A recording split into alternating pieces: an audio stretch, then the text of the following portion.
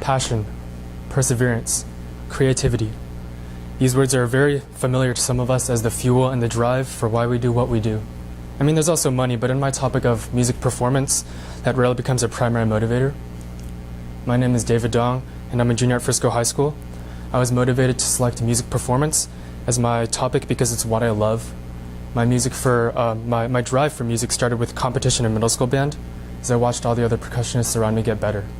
And as I practiced, I realized that percussion wasn't just something that I could use to show off and brag about, but it was something that I loved, something that I could just do for my own enjoyment. And many people have told me that I'm sacrificing the hard work I'm doing in my core classes just to major in something that I love. But my quote provides the perfect answer to the most sensitive question. Life takes on meaning when you become motivated. Set goals and charge after them in an unstoppable manner. Les Brown. And if music is what I love, then is it truly a sacrifice for me to drop everything and move in that direction? That leads me to the information of my first couple of research assessments. My first research assessment was over how being a music major could benefit the human mind and just the way that students think in general. So a musician's brain has to work harder by switching between the logical approach during core classes and the more musical and creative approach while playing a musical instrument.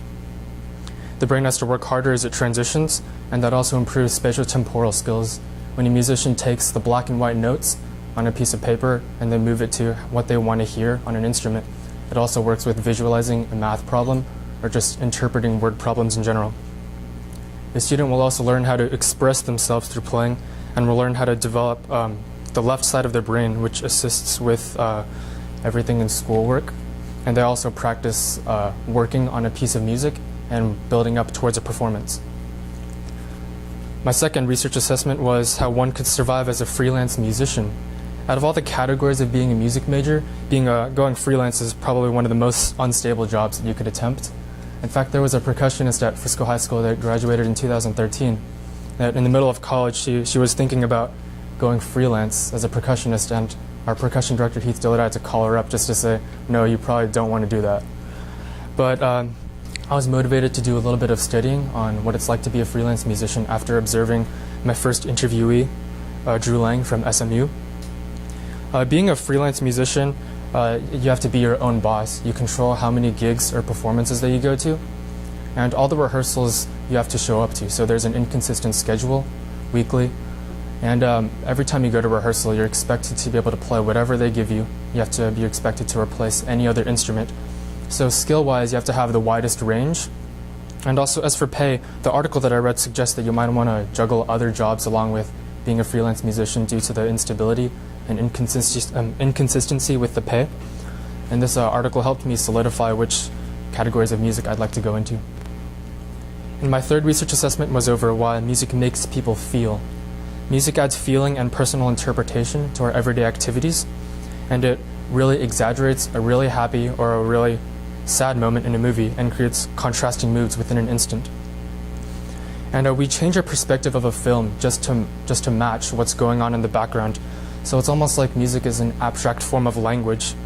In my topic, music is the main focus, and it isn't supporting a film. So it's my job as the performer to change how I perform, just so the viewers interpret them differently. And the style of the composer comes into play, but ultimately, my personal interpretation is what makes the greatest difference. My fourth research assessment was over my experiences at the ISM field trip to UNT.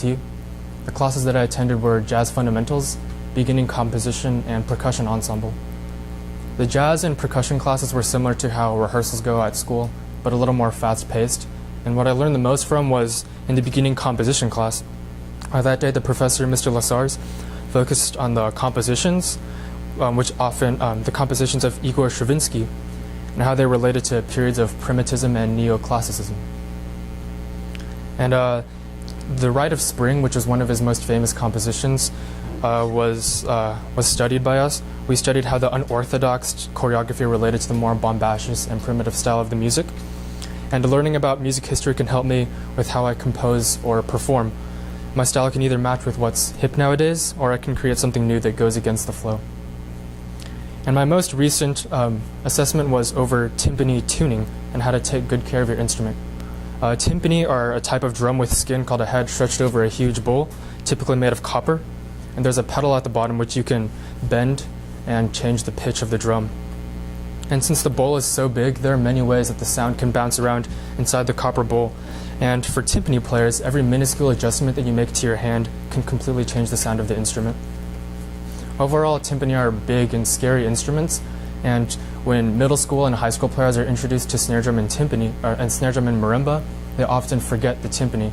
They're either scared of the instrument or they believe that they can progress while ignoring the aspect of timpani. So playing timpani is already a forgotten art. So tuning timpani is like ancient.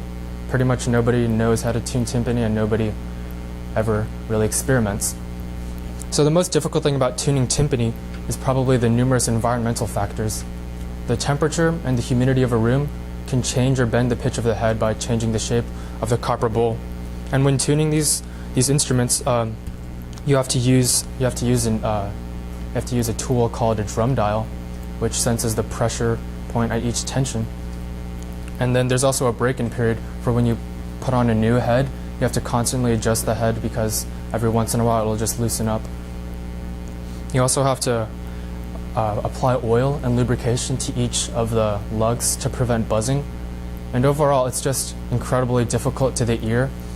And professional timpani players in the orchestral world are the most sensitive and have the best ears. After this article, I've become hypersensitive towards everything I play on timpani, and my ears have become more alert and more aware because of this. I've also been able to learn through the shared experience and personal advice from the professionals that I interviewed. My first interviewee was Drew Lang. He's a freelance percussionist that also teaches marimba at SMU. I learned about the inconsistent schedules of a freelance percussionist that change pretty much weekly. And due to different events and performances, Mr. Lang stated that he performed more than he taught because that's what he enjoyed. But through teaching, he was able to keep his playing in check. And the interview briefly motivated me to do some research regarding the work of freelance musicians with performance expectations so high. My second interview was with Reed Paxton.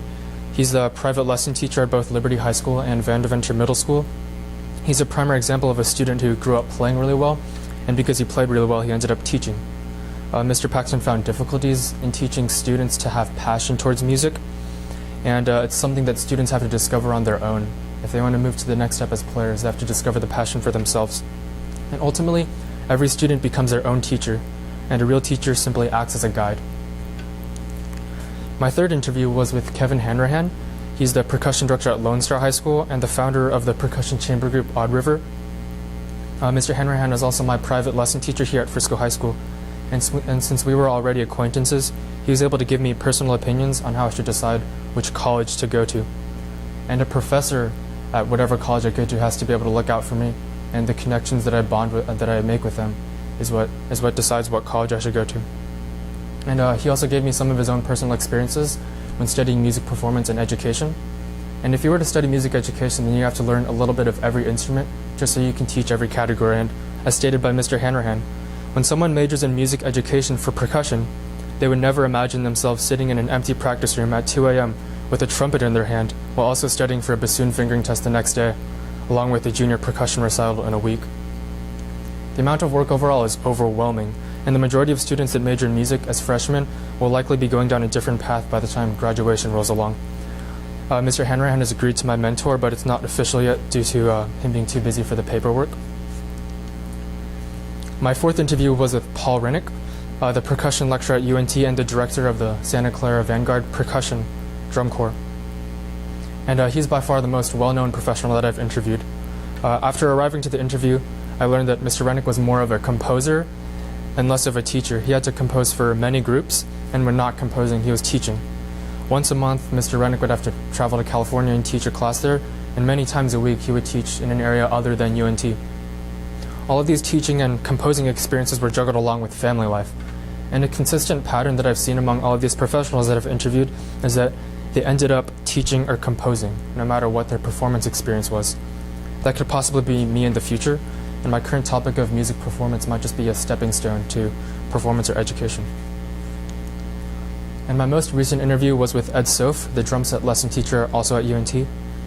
Mr. Soph has been playing drum set professionally for jazz groups by the age of 14 and currently taught private lessons, but not because he needed money, but because it's something that he enjoyed.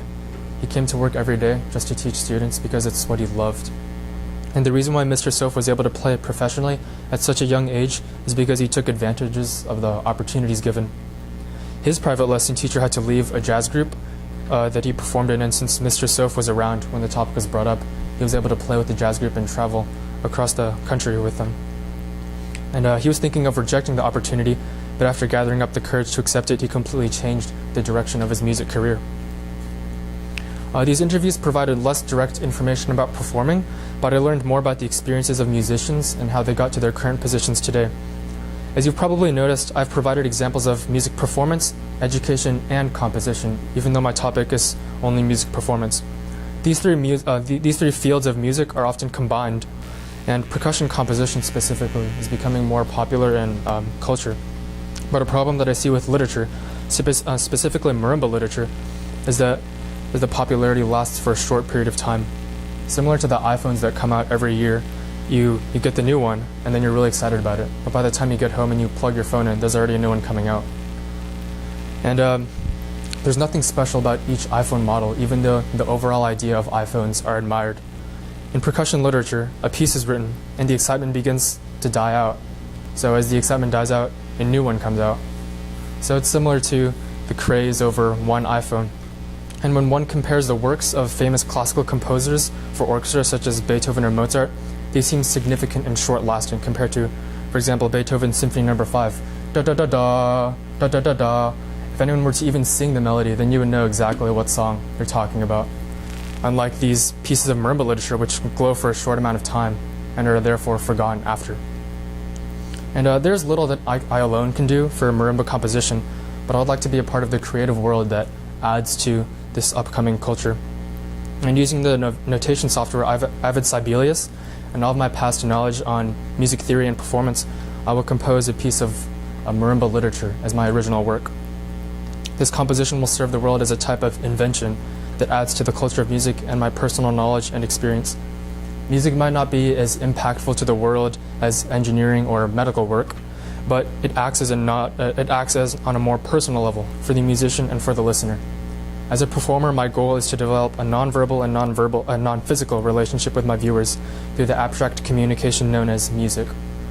And throughout all my research and interviews, I've come to realize that my music is fueled by passion, perseverance, and creativity. Thank you.